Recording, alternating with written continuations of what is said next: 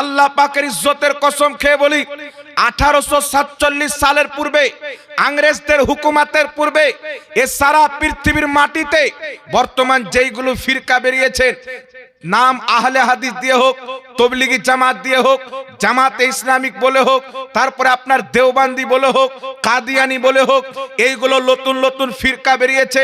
খোদার কসম খেয়ে বলি 1847 এর পূর্বে সারা পৃথিবীর মাটিতে যদি কোনো আহলে হাদিস, যদি কোনো দেওবান্দি, যদি কোনো কাদিয়ানি, যদি কোনো তবলিগি, যদি কোনো জামাতে ইসলামী 1847 এর পূর্বে এই নীল আকাশের নিচে জমিনের মাটিতে নিজের একটা মসজিদ দেখাতে পারে, আমি তার গোলামি করতে প্রস্তুত রয়েছি। যদি একটা মাদ্রাসা দেখাতে পারে, তাকে পুরস্কৃত করতে প্রস্তুত রয়েছি। কিন্তু পৃথিবীর মুসলমান কিয়ামত তো আসা সম্ভব, কোন আহলে হাদিস, কোন দেওবান্দি, কোন তবলিগি, কোন কাদিয়ানি 200 বছর পূর্বে এই জমিনের মাটিতে, আরবে হোক বা ভারতে হোক, পৃথিবীর যে কোনো কোণাতে হোক, তাদের কোনো মসজিদ মাদ্রাসা দেখাতে পারে না। কারণ এদেরকে ইংরেজরা তৈরি করেছে। আর আহলে সুন্নাত ওয়াল জামাত সুন্নিদেরকে যদি জিজ্ঞাসা করা হয়, শাহজাহানের তৈরি করা জামা মসজিদ যে শাহজাহান বাদশাহ তৈরি করেছেন, সুন্নি মুসলমান ছিলেন, আওরঙ্গজেব বাদশাহ সুন্নি জামাত ছিলেন। ভারতবর্ষের মাটিতে যত ইসলামিক বাদশাহ রাজত্ব করেছেন, সবাই আহলে সুন্নাত ওয়াল জামাত সুন্নি জামাতের লোক ছিলেন মুসলমান। সুবহানাল্লাহ, সুবহানাল্লাহ। দিল্লির জামা মসজিদ সুন্নি তৈরি করেছেন। আগে চলে যান পৃথিবীর মুসলমান, খাজা মঈনুদ্দিন চিশতি রহমাতুল্লাহ আলাইহি 800-850 বছর পূর্বে, নিজামউদ্দিন আউলিয়া রহমাতুল্লাহ আলাইহি, কুতুবউদ্দিন বখতিয়ার কাকি রহমাতুল্লাহ আলাইহি, বাবা ফরিদ গঞ্জে শাকর রহমাতুল্লাহ আলাইহি, সিরাজউদ্দিন আখি পাক, আলাউল হক পান্ডবী, মখদুমে সিমনা, মীর সৈয়দ আব্দুল্লাহিল বীরগ্রামী, সারা পৃথিবীর মাটিতে যত আল্লাহ পাকের ওলি এসেছেন, কেউ তবলিগি জামাতের ছিলেন না, দেওবান্দি জামাতের ছিলেন না, আহলে হাদিস দলের ছিলেন না। যত আল্লাহর ওলি হয়েছে সবাই সুন্নি জামাতের মধ্যে হয়েছে। বেশক, সুবহানাল্লাহ, সুবহানাল্লাহ। এই জামাত কি করে ভুল হতে পারে? যেই জামাতে খাজা মঈনুদ্দিন চিশতি রয়েছে, যেই জামাতে নিজামউদ্দিন আউলিয়া রয়েছে, যেই জামাতে গৌসুল আজম বাগদাদি রয়েছে, যেই জামাতে কুতুবউদ্দিন বখতিয়ার কাকি রয়েছে, যেই জামাতে গাজী হযরতে গাজী রয়েছেন, যেই জামাতে হযরতে মাদারে পাক রয়েছেন, আরে যেই জামাতের মধ্যে আল্লাহর এত বড় বড় ওলিরা এসেছেন, ওই জামাত কোনোদিন জাহান্নামী হতে পারে না। ওই জামাতে জান্নাতি, যে জামাত আউলিয়ায়ে কিরামের জামাত মুসলমান। বেশক, সুবহানাল্লাহ। এবার আপনারা আল্লাহু আকবার।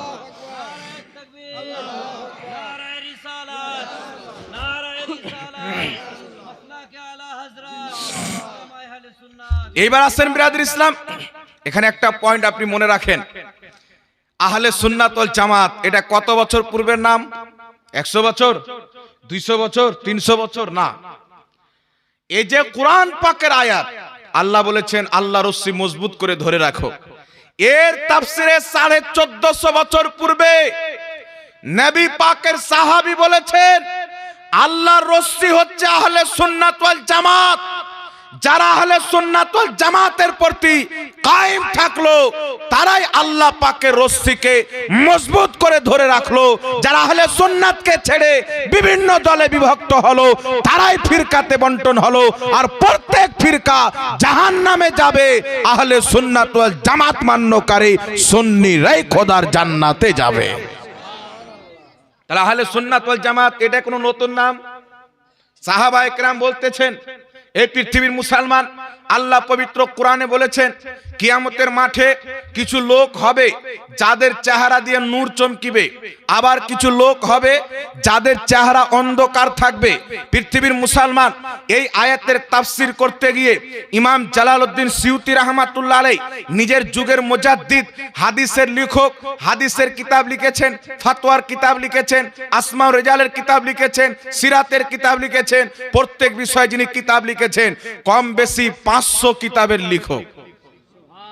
ইমাম জালালউদ্দিন সিউতি তাফসিরে দুররে মানসুরে তাফসীর করতে গিয়ে কয়েকজন সাহাবী থেকে হাদিস নিয়েছেন, আব্দুল্লাহ ইবনে মাসউদ থেকে, আব্দুল্লাহ ইবনে উমার থেকে, কয়েকজন সাহাবী থেকে হাদিস নিয়ে এসে বলেছেন, সাহাবা একরাম বলতেছেন যাদের চেহারা দিয়ে কিয়ামতের মাঠে নূর চমকিবে তারা আহলে সুন্নাত ওয়াল জামাতের মান্যকারী হবে, আর যাদের চেহারা অন্ধকার হবে তারা 72 জাহান্নামী ফিরকার মধ্যে হবে। সুবহানাল্লাহ সুবহানাল্লাহ।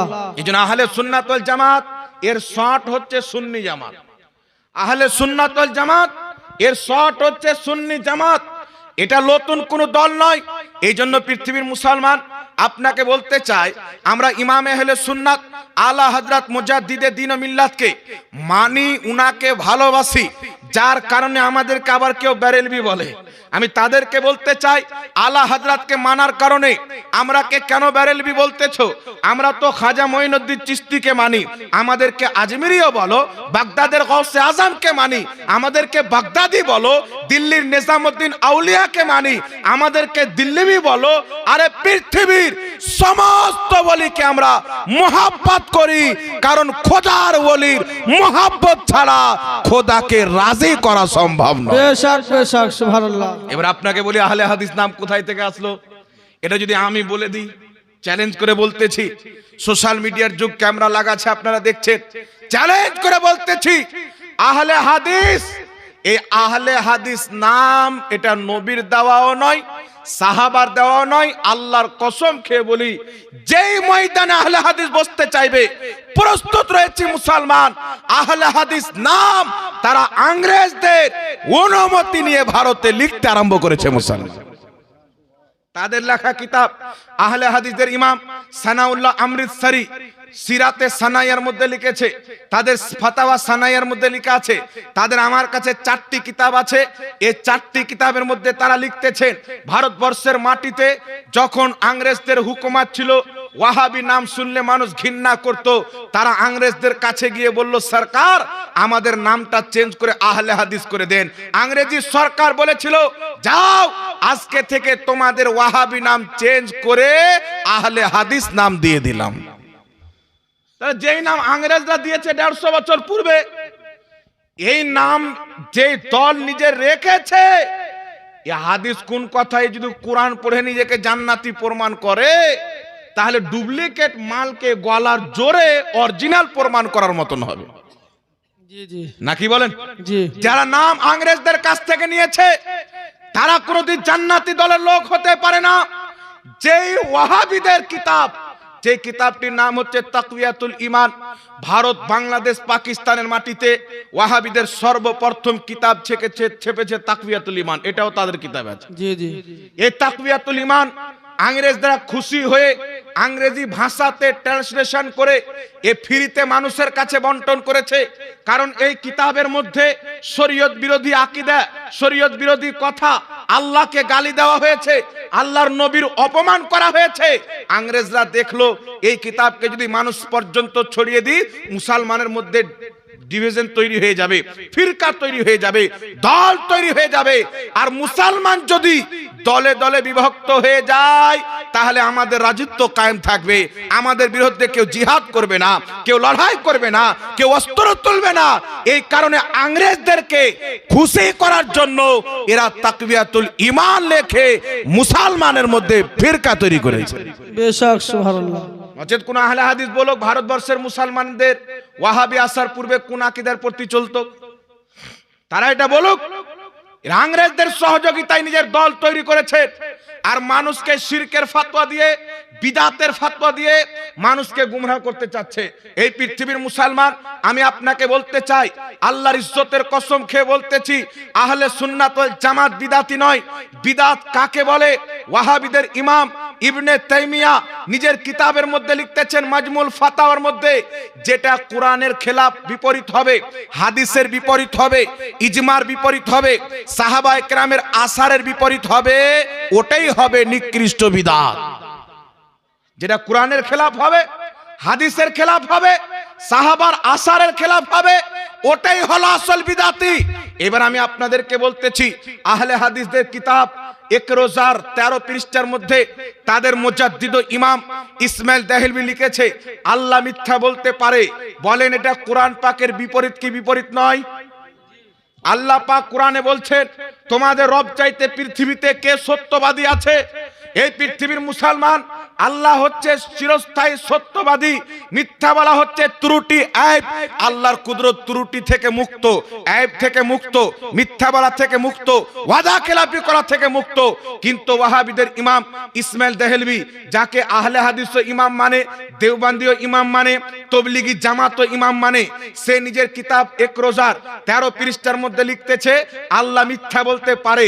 আর আহলে হাদিসদের ইমাম, যার নাম হচ্ছে আপনার সানাউল্লাহ আমৃতসরি, সে নিজের কিতাব শামএ তাওহীদের মধ্যে আল্লাহ মিথ্যা বলতে পারে এই আকীদাকে বৈধ সমর্থন করেছে। দেওবন্দিদের ইমাম, তবলিগি জামাতের প্রতিষ্ঠাতা ইলিয়াস কান্ধওয়ালির পীর রশিদ আহমদ গাঙ্গোহী ফাতাওয়া রশিদিয়ার মধ্যে লিখেছে, হ্যাঁ আল্লাহ পাক মিথ্যা বলতে পারে। তাহলে এই পৃথিবীর মুসলমান, আমি সারা আহলে হাদিসকে, সমস্ত তবলিগি জামাতের মৌলবীকে, দেওবন্দি দলের মৌলবীকে চ্যালেঞ্জ করতে চাই, তোমাদের মোল্লার পূর্বে 1450 বছরের মধ্যে যদি কোনো ইমাম, যদি কোনো আকীদাবিদ, যদি কোনো মুহাদ্দিস, যদি কোনো হাদিসের মধ্যে আল্লাহ মিথ্যা বলতে পারে এই রকম কথা লেখা থাকে, কিয়ামত পর্যন্ত চ্যালেঞ্জ থাকলো দেখাও। বেশক বেশক সূর্য সুবহানাল্লাহ। পশ্চিম দিকে উদিত হবে, দুনিয়া ধ্বংস হয়ে যাবে, দেখানো সম্ভব হবে না। কারণ 1400 বছরের মধ্যে না এটা কোরআনের দেওয়া আকীদা, না সাহাবীর দেওয়া আকীদা, না তাবিনদের দেওয়া আকীদা, না তাবে তাবিনদের দেওয়া আকীদা, ইহুদি খ্রিস্টানদের দালালি করে নিজের মন গড়া আকীদা তৈরি করেছে, যেটা কোরআনের বিপরীত, হাদিসের বিপরীত। এই পৃথিবীর মুসলমান, তাহলে আপনারা বলেন আল্লাহ মিথ্যা বলতে পারে, এটা 1450 বছরের সমস্ত মুসলমানের বিপরীত আকীদা, কোরআন হাদিসের বিপরীত আকীদা। তো এর চাইতে জঘন্য বিদআত আর মার্কেটে কি হতে পারে? বেশক সবচাইতে নিকৃষ্ট বিদআত, সবচাইতে জঘন্য বিদআত, আর তারা নিজেই হচ্ছে বিদআতি, আর ফতোয়া আমাদের উপরে দিচ্ছে। আমাদের যেইগুলোকে বিদআত বলে, এইগুলো নিয়ে যদি কোনোদিন আমনা সামনি হয়, তাদের দল কি বিদআতি প্রমাণ করবে ইনশাআল্লাহ। আগিয়ে চলেন পৃথিবীর মুসলমান।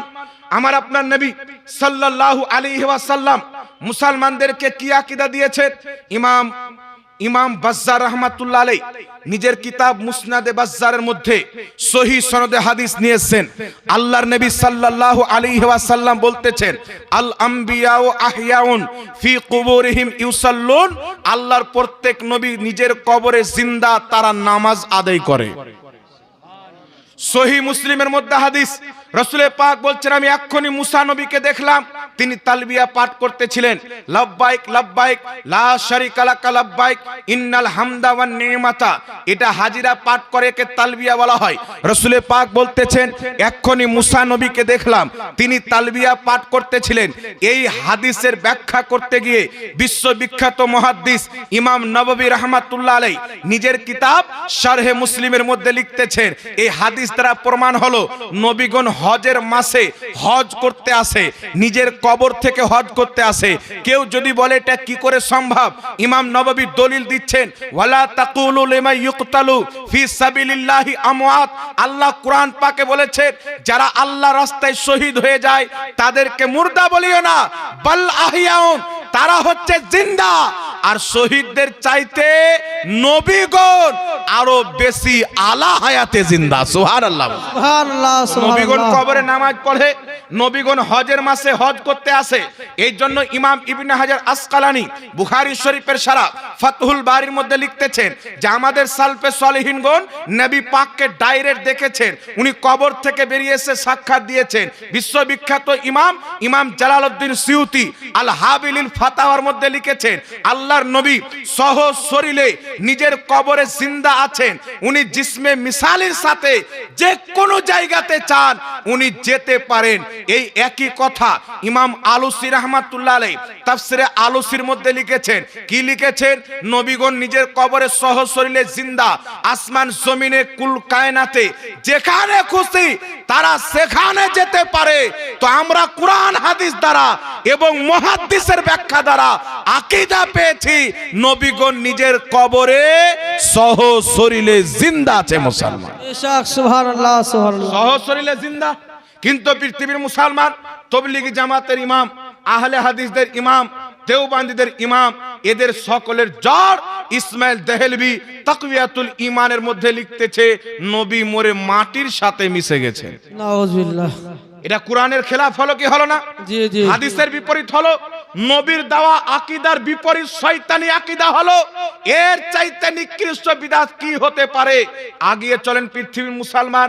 শুধু এটাই শুধু নয়, উঠান কিতাব বুখারী শরীফ প্রথম খণ্ড কিতাবুল ঈমানে হাদিস, মুসলিম শরীফ প্রথম খণ্ডের মধ্যে হাদিস, মিশকাত শরীফ প্রথম খণ্ড কিতাবুল ঈমান অধ্যায় হাদিস। রাসূল পাক বলতেছেন লা ইউমিনু আহাদুকুম হাত্তা আকুনা আহাব্বা ইলাইহি মিন ওয়ালিদিহি ওয়া ওয়ালাদিহি ওয়ান নাসি আজমাইন।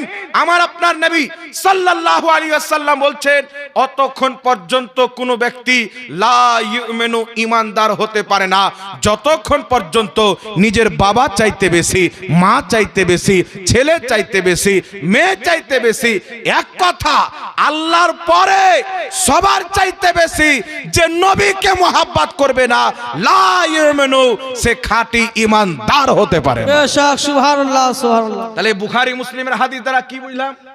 মায়ের চাইতে বেশি মোহাব্বত নবীকে করতে হবে, বাপের চাইতে বেশি মোহাব্বত নবীকে করতে হবে, শহীদ চাইতে বেশি মোহাব্বত, ওলি চাইতে বেশি মোহাব্বত, সাহাবা চাইতে বেশি মোহাব্বত, কুল কায়নাতে আল্লাহর সৃষ্টিতে সবচাইতে বেশি রাসূল পাকের সম্মান করতে হবে, তিনাকে মোহাব্বত করতে হবে। এটা হাদিস দ্বারা প্রমাণ হলো। কিন্তু দেওবন্দীদের ইমাম, আহলে হাদিসদের ইমাম, তবলিগি জামাতের ইমাম ইসমাইল দেহলভি তাকওয়াতুল ঈমানের মধ্যে লিখতেছেন নবীদের সম্মান বড় ভাইয়ের মতো করতে হবে। জোরে হবে না নাউজুবিল্লাহ? নাউযুবিল্লাহ। বলছেন নবীদের সম্মান বড় ভাইয়ের মতো করতে হবে। এটা হাদিসের খেলাফ হলো কি হলো না? তো ইবনে তাইমিয়ার মতে এটাও বিদআত। আল্লাহ মিথ্যা বলতে পারে বিদআত, নবী কবরে মরে মাটির সাথে মিশে গেছেন বিদআত। এ তো তিনটা বিদআত হলো। একটু আগিয়ে চলেন পৃথিবীর মুসলমান, গোটা উম্মতের ইজমা রয়েছে। ইজমা কি? আল্লাহর সৃষ্টিতে সর্বশ্রেষ্ঠ হচ্ছে মুহাম্মদুর রাসূলুল্লাহ। বেশক সুবহানাল্লাহ। সর্বশ্রেষ্ঠ মুহাম্মদ রাসূলুল্লাহ।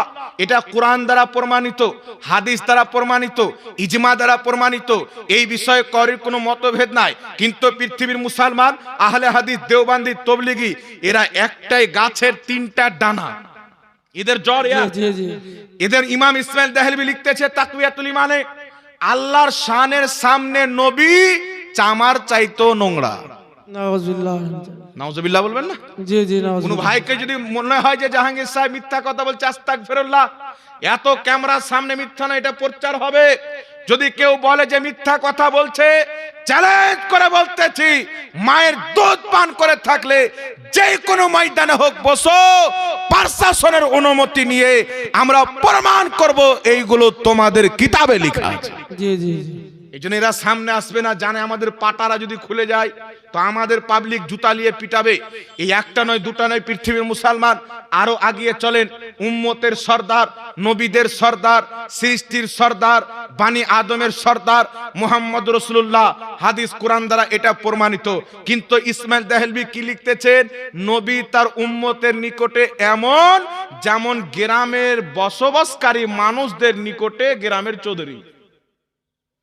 গ্রামে একটা মন্ডল হয় না, সর্দার হয় না? কোথাও মন্ডল বলে, কোথাও চৌধুরী বলে, কোথাও সর্দার বলে। লিখছে একজন সর্দার গ্রামবাসীর নিকটে যেমন, নবী তার উম্মতের নিকটে তেমন। সর্দার ফেসলা করলে দুটা লোকের পক্ষে যদি যায় আর দুটা লোকের যদি বিপক্ষে যায় তো মা বোন তুলে গালি দেয়। যদিও সর্দারের সামনে দেয় না, সালা বলে গালি দেয়, আরো কিছু বলে গালি দেয়, বিভিন্ন রকমের গালি দেয়। আমার আপনার নবী সাল্লাল্লাহু আলাইহি ওয়াসাল্লামের সম্মান কোনদিন ওই সর্দারের মতো হতে পারে জি না না একটু জোরে হবে না নাউজুবিল্লাহ? জি নাউজুবিল্লাহ। এর চাইতে বিদাত কিছু আছে? আগিয়ে চলেন পৃথিবীর মুসলমান। হাদিসটি হচ্ছে বুখারী শরীফের মধ্যে। আল্লাহর নবী সাল্লাল্লাহু আলাইহি ওয়াসাল্লাম হযরতে আবু বকর সিদ্দিককে অনুমতি দিয়েছেন, তিনি মুসাল্লাতে নামাজ পড়াচ্ছেন। আমার আপনার নবী সাল্লাল্লাহু আলাইহি সাল্লাম চলতি নামাজে হুজরা থেকে বের হলেন, ঘর থেকে বের হলেন, পিছনকার সাহাবী তাকাচ্ছেন, নবী চলে এসেছেন, সাহাবায়ে কেরাম এইভাবে তালি মারছেন, হাতে তালি মারছেন। হাদিস শরীফে রাসূল পাক বলছেন, যদি ইমাম সাহেব ভুল করে, যারা পুরুষ আছে তারা সুবহানাল্লাহ বলবে, যারা মহিলা আছে তারা এইভাবে তালি মারবে। ওই জামানাতে মহিলারাও মসজিদে নামাজ পড়তো, পরে নিষেধ করে দেওয়া হয়েছে। কিন্তু এখানে ভুল হয়নি। আবু বকর সিদ্দিক নামাজ পড়াচ্ছেন, আমার আপনার রাসূল সাল্লাল্লাহু আলাইহি ওয়াসাল্লাম হুজরা থেকে বেরিয়ে এসেছেন, সাহাবায়ে কেরাম আবু বকর সিদ্দিককে স্মরণ করাচ্ছেন, একটু তাকাও মুহাম্মদ রাসূলুল্লাহ চলে এসেছেন। সুবহানাল্লাহ সুবহানাল্লাহ। হযরত আবু বকর সিদ্দিক নবী পাককে দেখতে পেলেন, তাকালেন। হযরত আবু বকর সিদ্দিক মুসাল্লা থেকে এক কদম পাও পিছে টেনে নিলেন। চলতি নামাজে, ফরজ নামাজ, সুন্নাত নফল নাই, জামাত চলতি নামাজে আমার আপনার নবী দেখছেন আবু বকর সিদ্দিক একটা কদম পিছে টেনে নিয়েছেন। রাসূলের কায়নাত সাল্লাল্লাহু আলাইহি ওয়াসাল্লাম বলতেছেন, আবু বকর তুমি নামাজ পড়াও, আবু বকর তুমি নামাজ পড়াও। হযরতে আবু বকর সিদ্দিক পুরো পিছিয়ে কাতারে চলে আসলেন, মুসাল্লা ছেড়ে দিলেন। আমার আপনার নবী সাল্লাল্লাহু আলাইহি ওয়াসাল্লাম ওই মুসাল্লাতে চেপে নামাজ কমপ্লিট করলেন, সাজদা সহও করলেন। সুবহানাল্লাহ সুবহানাল্লাহ। বেশক। তাহলে আপনারা বলেন, এটা নামাজের মধ্যে নবীর ইজ্জত হলো কি হলো না? জি জি নামাজের নবীর স্মরণ নিয়ে আসলেন কি আসলেন না? জি। কিন্তু পৃথিবীর মুসলমান আরেকটা হাদিস শুনেন। একজন সাহাবী নামাজ পড়ছেন, মিশকাতুল মাসাবিতে হাদিসটি আছেন। নামাজ পড়ছেন, আল্লাহর নবী ডাক দিলেন, সাহাবী সাড়া দিলেন না, আওয়াজ করলেন না, নামাজ কমপ্লিট করে আসছেন। রাসূল পাক বলছেন, সাহাবী আমি তো অনেকক্ষণ পূর্বে ডাক দিয়েছি, তুমি এত লেট করে আসছো। সাহাবী বলছেন, ইয়া রাসূলুল্লাহ ইয়া হাবিবাল্লাহ, আমি নামাজরত অবস্থায় ছিলাম। রাসূল পাক বলছেন, তুমি কি কোরআনের আয়াত পড়নি? আল্লাহ বলছেন, যখন আল্লাহ রাসূল ডাক দিবে তো হাজির হয়ে যাও। জি জি। অর্থাৎ নবী পাক বলছেন, নামাজের মধ্যে থাকলেও যখন আমি মুস্তাফা ডাক দিব, নামাজ ছেড়ে আমার নিকট আসতে হবে। বেশক এই সুবহানাল্লাহ। হাদিসের ব্যাখ্যা করতে গিয়ে ইমাম বদরুদ্দিন আইনি বুখারী শরীফের সারা উমদাতুল কারির মধ্যে, ইমাম সানাউল্লাহ পানিপতি তাফসিরে মাজহারির মধ্যে আরো অসংখ্য ইমামগণ লিখেছেন, এই হাদিস দ্বারা প্রমাণিত হলো, যদি কোনো সাহাবী নামাজরত অবস্থায় থাকে, নবী পাক যদি ডাক দেয়, নবী পাকের কথা শুনবেন, রাসূলুল্লাহর খিদমত করবেন। আবার নবী পাকের কাজ যখন কমপ্লিট হয়ে যাবে, ওই সাহাবী গিয়ে কোথায় থেকে নামাজ পড়বে? বলছেন, যেখান থেকে ছেড়ে এসেছে ওখানে গিয়ে চালু করে দিবে। বেশক সুবহানাল্লাহ। সাজদা সহর দরকার পড়বে না, যতক্ষণ পর্যন্ত সে নবী মুস্তাফার খিদমতে থাকলো, ততক্ষণ পর্যন্ত খোদার ইবাদতের মধ্যেই থাকলো। বেশক সুবহানাল্লাহ রাসূলের সুবহানাল্লাহ। হুকুম মানা মানে খোদার হুকুম মানা। আল্লাহ কুরআন পাকে বলছেন, মাইয়ুতির রাসূলা ফাকাদ আতা আল্লাহ। আল্লাহ বলছেন, যেই ব্যক্তি আমার রাসূলের হুকুম মানলো, সেই ব্যক্তি আমি আল্লাহরই হুকুম মানলো। বেশক। তাহলে যেই নবীর কাপড় খেচে দিলে, যেই নবী মুস্তাফাকে খাবার খাওয়ালে, যেই নবী মুস্তাফার সঙ্গে কথা বললে নামাজের অবস্থায় গণ্য করা হয়, নামাজে ক্ষতি হয় না। কিন্তু পৃথিবীর মুসলমান দেওবন্দি তবলিগি জামাত আহলে হাদিসের ইমাম ইসমাইল দেহলভি সিরাতে মুস্তাকিম 148 পৃষ্ঠার মধ্যে লিখতেছে, নামাজের মধ্যে যদি জেনার স্মরণ চলে আসে, বেশ্যা মহিলার সঙ্গে কুকর্মের স্মরণ চলে আসে, নামাজ হয়ে যাবে। স্বামী স্ত্রীর মহব্বতের স্মরণ আছে, নামাজ হয়ে যাবে। কেউ যদি গরু ছাগলের স্মরণে নিজেকে ডুবিয়ে দেয়, তবুও নামাজ হয়ে যাবে। কিন্তু নামাজে যদি নবীর স্মরণ নিয়ে চলে আসে, নামাজ হবে না, এটা শিরিক হয়ে যাবে। নাউযুবিল্লাহি মিন যালিক। এর চাইতে জঘন্য বিদআত হতে পারে? জি জি। ইমাম গজালি রাহমাতুল্লাহ আলাইহি আহিয়া উলুমুদ্দিন কিতাবে লিখতেছেন, ইমাম মুল্লা আলী কারি মিশকাতের সারা মিরকাতের মধ্যে ইমাম গাজালির কওলকে নকল করেছেন, যে তুমি যখন নামাজের মধ্যে আসসালামু আলাইকা আইয়ুহান নবী বলে নবীকে সালাম দিবে, আগে নবী মুস্তাফাকে নিজের অন্তরে হাজির করো, তারপর মুস্তাফাকে সালাম জানাও। বেশক সুবহানাল্লাহ। তাহলে বুখারী শরীফের হাদিসের খেলাফে আকীদা হলো কি হলো না বাবা? সাহাবী মুসাল্লা ছেড়ে দিচ্ছেন, এখন ওয়াহাবি বলবেন যে স্মরণ চলে এসেছিলেন, সাহাবী নিজে মনে স্মরণ আসেনি। এ গাধাকে বলেন যে আবু বকর সিদ্দিক অটোমেটিক মুসাল্লা ছুটে গেছিল না নিজে ছেড়েছিলেন? নবী পাক বলছেন নামাজ পড়াও, উনি মুসাল্লা ছেড়ে দিচ্ছেন, আর ওয়াহাবির গর্দানে কদম পড়ে গেল, কারণ এটা বুখারীর হাদিস, বেটা জালো বানাতে পারবে না। নচেত এদের চরিত্র হলো এদের বিপক্ষে যদি কোরআনের আয়াত দেয় অপব্যাখ্যা করে বাতিল করে দিবে, এদের বিপক্ষে যদি সহিহ হাদিস দেয় অপব্যাখ্যা করে জয়ীফ বলে উড়িয়ে দিবে। কিন্তু এটা বুখারী শরীফের হাদিস, ওয়াহাবির ট্যাং ভেঙে দেওয়া হবে, জয়ীফ প্রমাণ করা তার 14 গোষ্ঠীর পক্ষে সম্ভব হবে না মুসলমান। তাহলে বলেন এর চাইতে নিকৃষ্ট বিদআত আছে? কেউ যদি নামাজ পড়তে পড়তে নবীর স্মরণ নিয়ে আসে, আল্লাহ যে নামাজ আমি পড়ছি আমার নবী নিয়ে এসেছেন, নবীর স্মরণ যদি নিয়ে আসে বলছে শিরিক হয়ে যাবে। আর আবু বকর সিদ্দিক মুসাল্লা ছেড়ে দিচ্ছেন, সাহাবায়ে কেরাম নামাজ পড়ছেন, নবী মুস্তাফার দিকে তাকাচ্ছেন, তো নবীর স্মরণ আসছে কি আসে না? কথা বলতে হবে। নিজ ইচ্ছায় স্মরণ নিয়ে আসছেন, নবী পাকের দিকে উকি মেরে তাকাচ্ছেন, নামাজের কোনো ক্ষতি হয় না। এই পৃথিবীর মুসলমান নবী মুস্তাফার নামাজে আদব করা, এটাতে নামাজের ক্ষতি হয় না, বরং নামাজ তাড়াতাড়ি আল্লাহর আরশে পৌঁছে যায়, কবুল হয়ে যায়। এটা নিকৃষ্ট বিদাতি আকীদা। আরো কত আকীদা আছে বাবা। ইসমাইল দেহলভি তাকওয়াতুল ইমানে লিখছে, যদি কোনো ব্যক্তি নবীকে সুপারিশকারী মনে করে সেই ব্যক্তি আবু জেহেলের চাইতে বড় মুশরিক। হাদিস কি বলছেন, কোরআন কি বলছেন? আল্লাহ কোরআন পাকে বলছেন ওয়ালা সাউফা ইউতিকা রাব্বুকা ফাতারদা। আল্লাহ পাক বলছেন নবী আমি অতি শীঘ্রই তোমাকে এত দিব, তুমি রাজি হয়ে যাবে, তুমি রাজি হয়ে যাবে। ধ্যান দিয়ে শুনেন আর নিজের ঈমানকে মজবুত করেন। এদের নামাজ দেখলে হবে না, এদের রোজা দেখলে হবে না। আল্লাহর ইজ্জতের কসম খেয়ে বলি, যেই রকম আল্লাহ রসুলের বেয়াদবি দেওবান্দি আহলে হাদিসরা করেছে, খোদার কসম কোন ইহুদি খ্রিস্টান পর্যন্ত এই বেয়াদবি করতে পারেনি, আরএসএস এর কোন দালালও করতে পারেনি, আবু জেহেল পর্যন্ত এই কথা বলতে পারেনি। জাল্লা মিথ্যা বলতে পারে যে কথা ওয়াহাবিরা নিজের কিতাবে লিখে আল্লাহ পাকের অপমান করেছে মুসলমান। এবার আগিয়ে চলেন পৃথিবীর মুসলমান, আরো তাদের বিদআত দেখেন। নবী পাককে যে সুপারিশকারী মনে করবে আবু জেহেল চাইতে বড় মুশরিক। আপনারা ডক্টর জাকির নায়েকের বক্তব্য শুনে হবেন, কিছু লোক মনে করে যে ডক্টর জাকির নায়েক ফারিস্তা, আর কোনো ভুল নাই। এটা আহলে হাদিসরা মনে করে। কিছু আমাদের সমাজের অল্প বিদ্যা যারা আকীদা সম্পর্কে জ্ঞান রাখে না, ও জানে না যে ওয়াহাবি মানে ওর জন্মই হয়েছে নবীর গুস্তাখির উপরে। ও যে ভালো মানুষ হবে, ওর অন্তরে নবীর পরিপূর্ণ মহব্বত থাকবে, এটা অসম্ভব রয়েছে।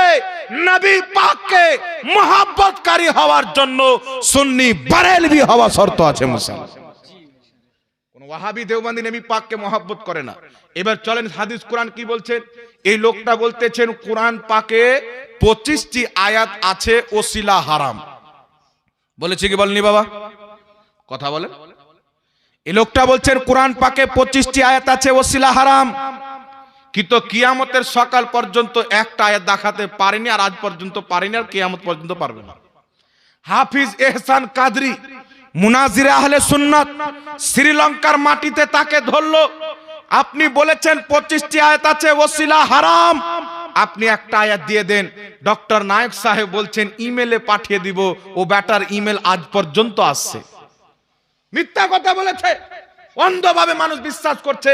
যার লেবাস হচ্ছে ইংরেজদের লেবাস, যার বক্তব্যতে, যার জালসাতে, যার প্রোগ্রামে সুবহানাল্লাহর জায়গাতে তালি মেরে খ্রিস্টানদের সুন্নাতে আমল করা হয়, আমাদের যুবকরা মনে করছে জাকির নায়েক বলে দিয়েছেন মানে অবশ্যই কোরআনে 25টি আয়াত আছে ওসিলা হারাম। ওর বাপ পর্যন্ত একটা আয়াত দেখাতে পারবে না।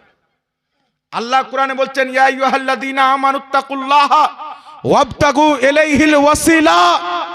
আল্লাহ বলছেন হে ঈমানদার, আল্লাহকে ভয় করো, আল্লাহর নিকটে ওসিলা পেশ করো। জি আবু হাসান সাহেব 500 টাকা। আল্লাহকে ভয় করো, আল্লাহর নিকটে ওসিলা পেশ করো।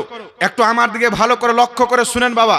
আজকের বক্তব্য যদি গুরুত্ব দিয়ে শুনেলেন আর অন্তরের খাতাতে যদি নোট করতে পারেন, আপনার ঈমান কেউ নষ্ট করতে পারবে না।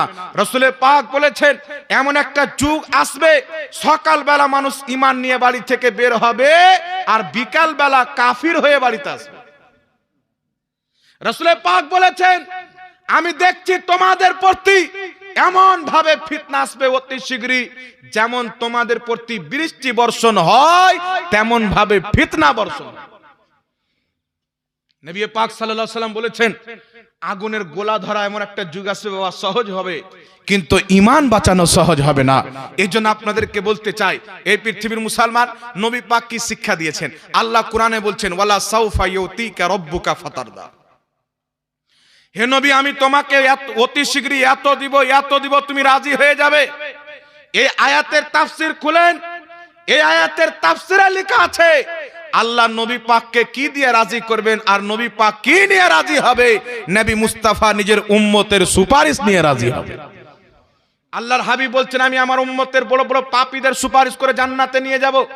আবু দাউদের সহিহ সনদের হাদিস, রাসূল পাক বলছেন সুনান ইবনে মাজার সহিহ সনদের হাদিস, আলবানী পর্যন্ত ওয়াহাবিদের কাটমুনসিও হাদিস থেকে সহিহ বলেছেন। নবী পাক বলছেন আমার নিকটে জিবরিল আমিন আসলেন, আসার পরে বলছেন ইয়া রাসূলুল্লাহ ইয়া হাবিবাল্লাহ, আপনাকে আল্লাহ পাক দুটো জিনিস দিয়ে পাঠিয়েছেন, এই দুটির মধ্যে একটা আপনাকে অ্যাকসেপ্ট করতে হবে। একটি হচ্ছে কিয়ামত পর্যন্ত আপনার যত উম্মত হবে বিনা হিসাব কিতাবে তার মধ্যে অর্ধেক উম্মতকে আল্লাহ পাক জান্নাত দান করবে। সুবহানাল্লাহ হবে না? কিয়ামত পর্যন্ত যত উম্মত হবে বিনা হিসাব কিতাবে অর্ধেক উম্মতকে জান্নাত দিবে। দ্বিতীয়টা হচ্ছে শাফাআত। এই দুটার মধ্যে আপনি কোনটা নেবেন? রাসূল পাক বলছেন আমি শাফাআতকে নিলাম। আমার নবী শাফাআতকে কেন নিলেন? অর্ধেক উম্মত যদি জান্নাত চলে যায় বাকি অর্ধেক উম্মত কোথায় যাবে? নবী শাফাআতকে গ্রহণ করলেন। কিয়ামতের মাঠে অতক্ষণ পর্যন্ত নবী পাকের সুপারিশ চলতে থাকবে যতক্ষণ পর্যন্ত নবী মুস্তাফার একটাও উম্মত জাহান্নামে থাকবে। সব উম্মত জান্নাতে চলে যাবে, রাসূল আমার রাজি হয়ে যাবে। আগে চলেন পৃথিবীর মুসলমান, বুখারী শরীফে হাদিসটি লিপিবদ্ধ, সমস্ত মুসলমান একত্রিত হয়ে এই আদম আলাইহিস সালামের দরবারে যাবেন। আদম আলাইহিস সালাতু ওয়াস সালাম বলবেন ওগো আদম আলাইহিস সালামকে মুসলমান বলবেন ওগো আদম আলাইহিস সালাম আপনি হচ্ছেন মানব জাতির আদি পিতা, আপনি আমাদের সুপারিশ করেন, আপনার কথা আল্লাহ শুনবেন, আপনার সুপারিশ আল্লাহ কবুল করবেন। আদম আলাইহিস সালাম বলবেন ইজহাবু ইলা গায়রি, ইজহাবু ইলা গায়রি, অন্য কারোর কাছে যাও। প্রত্যেক নবী বলবেন ইজহাবু ইলা গায়রি, অন্য কারোর কাছে যাও। এই পৃথিবীর মুসলমান হযরতে ঈসা আলাইহিস সালাম বলবেন এই মুসলমান উম্মতে মুহাম্মাদি ইদিক উদিক গিয়ে কাজ হবে না। আজ যদি তোমাদের কেউ সুপারিশ করতে পারে, আজ যদি আল্লাহ পাক কারোর সুপারিশকে কবুল করে, তিনি অন্য কেউ নয়, তিনি হচ্ছেন মুহাম্মাদুর রাসূলুল্লাহ। সেই নবীর দরবারে চলে যাও, উম্মত ছুটবে নবী পাকের দরবারে। আলা হযরত ইমামে ইশক ও মোহাব্বত মুজাদ্দিদে দ্বীন ও মিল্লাত ইমাম আহমদ রাজা খা 1000 চাইতে বেশি কিতাবের লেখক, তিনি বলতেছেন सबने शबे महशर ललकार दिया हमको ए बेकसों के आका अब तेरी दुहाई है या रसूल अल्लाह। সবাই ফিরিয়ে দিয়েছেন, আপনার দরবারে এসেছে, আপনার দোহাই ছাড়া আর কোনো পথ নাই। সুবহানাল্লাহ সুবহান। নবী পাকের দরবারে যাবেন, আল্লাহর নবী আলাইহিস সালাম কি বলবেন? উম্মতি রাসূল পাকের চেহারাকে দেখবেন। আচ্ছা বলেন তো বাবা, কষ্ট যতই হোক, যতই কষ্ট হোক, যদি রাসূল পাকের চেহারাকে দেখলেন কমবে কি কমবে না? আমাদের কমবে, যারা বেঈমান বদ আকীদা তাদের কমবে না, যারা বিদাতি আকীদা লালন করে তাদের কমবে না। আমাদের কমে যাবে আযাব, আমাদের দুঃখ কষ্ট কমে যাবে যখন ওয়াদোহা চেহারাকে দেখবো, নবী পাকের নূরের চেহারাকে দেখবো। ইয়া রাসূলুল্লাহ আপনি ছাড়া কোনো পথ নাই। আদম ফিরিয়ে দিয়েছেন, ইব্রাহিম ফিরিয়ে দিয়েছেন, আপনি যদি ফিরিয়ে দেন আর আমাদের কেউ বাঁচার রাস্তা নাই। রাসূল পাক বলবেন আনা লাহা, এই জন্য তো আমি আছি। এটা বুখারী শরীফের হাদিস, নবী বলছেন এটা হচ্ছে আমার কাজ, এই জন্য তো আমি আছি। আল্লাহর হাবিব বলছেন বুখারীর হাদিস আমি ওই সামাতে সাজদাতে চলে যাব, আল্লাহ পাক তখন একটি তসবিহ শিখাবেন, আমি সেই তসবিহটিকে পাঠ করব। আল্লাহ পাক বলবেন, ইয়া মুহাম্মদ ইরফা রাসাকা, ওগো মুহাম্মদ সাল্লাল্লাহু আলাইহি ওয়াসাল্লাম, তুমি নিজের মাথাকে তুলো। সাল, তুমি চাও, তুমি যা চাইবে আমি আল্লাহ তোমাকে তাই দিব। যার সুপারিশ করবে আমি আল্লাহ তাকে বকশে দিব। আমার নবী মুস্তাফা সাজদাতে আছেন, আল্লাহ বলছেন, হাবিব মাথা তুলো, তুমি যা চাইবে তোমাকে তাই দেওয়া হবে। প্রত্যেক নবী তাকিয়ে আছেন, খোদাকে রাজি করব, আমার খোদা তাকিয়ে আছেন, মুস্তাফাকে রাজি করব। তাই আমাদের ইমাম আলা হযরত বলছেন, খোদা কি রাজা চাহতে हैं दो आलम, खुदा चाहता है रजाए मोहम्मद। नारे तकबीर, नारे रिसालात, मसला के आला हजरत। এটা হচ্ছে বুখারীর হাদিস। আরে হারামখোর বলছে যে কোরআনে 25টি আয়াত আছে ওসিলা হারাম। জি, ইসমাইল দেহলভি এদের গুরু বলতেছেন যে নবীকে সুপারিশকারী যে কোনো ব্যক্তি মনে করে তো আবু জেহেলের চাইতে বড় মুশরিক। কেউ যদি নবীকে সুপারিশকারী শাফাআতকারী না মনে করে সেই ব্যক্তি কাফির ও মুরতাদ হয়ে যাবে, মুসলমান হতে পারে না। কারণ শাফাআত কোরআন দ্বারা প্রমাণিত, শাফাআত হাদিসে মুতাওয়াতির দ্বারা প্রমাণিত। হাদিসে মুতাওয়াতির কাকে বলে? যেই বিষয় হাদিস সাহাবা থেকে ব্যাপকভাবে বর্ণিত হয়েছে, যার মিথ্যা হওয়া অসম্ভব রয়েছে, এই হাদিসকে কেউ যদি অস্বীকার করে কাফির হয়ে যাবে। আর আমার নবী সুপারিশ করবেন ব্যাপকভাবে। হাদিস বুখারীতে এসেছেন, মুসলিমে এসেছেন, তিরমিজিতে এসেছেন, নাসাইতে এসেছেন, আবু দাউদে এসেছেন, ইবনে মাজাতে এসেছেন, মিশকাতে এসেছেন। প্রায় হাদিসের কিতাবের মধ্যে সহিহ হাদিস বিদ্যমান। কিয়ামতে মুস্তাফা পাপী উম্মতের সুপারিশ করে খোদার জান্নাতে নিয়ে যাবে।